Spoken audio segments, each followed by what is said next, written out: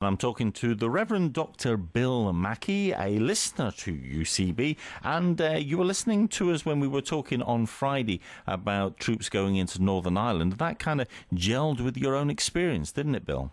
That's correct, because, they went in, 1969. I was only 15 at the time, but when I was old enough, I decided that I was going to sign up, join the army, go over, be part of the solution. But sadly, when I got there, I realised actually I was part of the problem.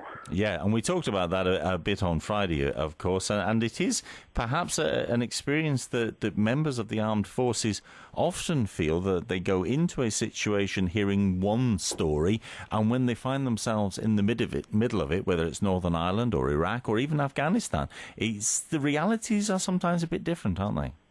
Well, they certainly are. Take my job, for instance. I thought, I was Royal Army Pay Corps. It's not the job I wanted, but just the way the score went when I took my aptitude test, they said, you're going into the Pay Corps. And so folks say, well, you couldn't have done anything in Ireland because you were stuck behind a desk all the time. But, guys that are serving now, it doesn't matter what job you do, you've still got to be a soldier first. The trade comes second. So when you came out of the forces, you, as we were saying before, you became a minister and a very different direction of life. But just a couple of years ago, you were led to get involved in the start of a thing called the Scottish Veterans Association. Tell us a little bit about how that got started and what the idea was.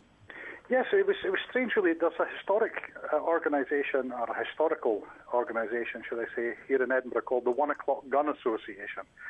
And they wanted to do a memorial service in 2007 that would link to the abolition of slavery.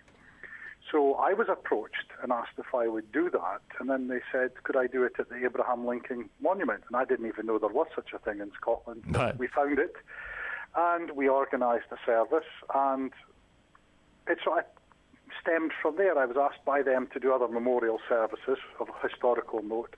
And I used to always, when I was opening up the memorial service, say morning and welcome, and ladies, gentlemen, and all the old guys with their bonnets and their medals and their regimental standards, and I would address them as the Scottish veterans. Yes.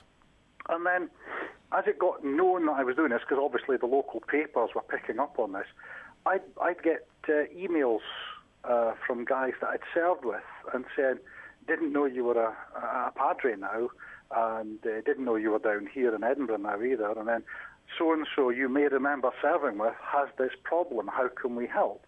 And it sort of stemmed from there, so that by this time 2 years ago, I sat down, because I was getting calls, mostly guys with post-traumatic stress. Yes. And some of the guys I had served with, especially with the Gordon Highlanders in Ireland in 79, they knew I had gone through something similar. So they're saying, well, who did you go to?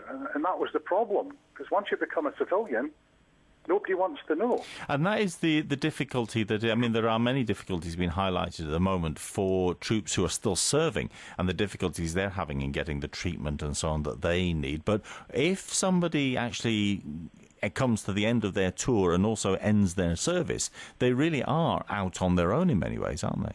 Well, they certainly are. They tell you when you join up that there's all this set up for when you come out. But really, it's a case of, well, thank you and goodbye.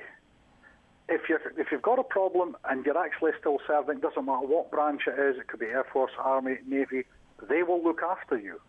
But once you become a civilian, you become a National Health Service problem. Yes. And the National Health Service just cannot cope.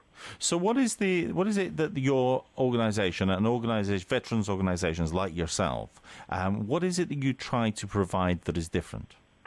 Well, basically, it started off with me, as I said, receiving calls from guys, and so I would scan the internet looking for the agencies because I knew they were out there, but nobody tells you how to get in touch with them. Yeah.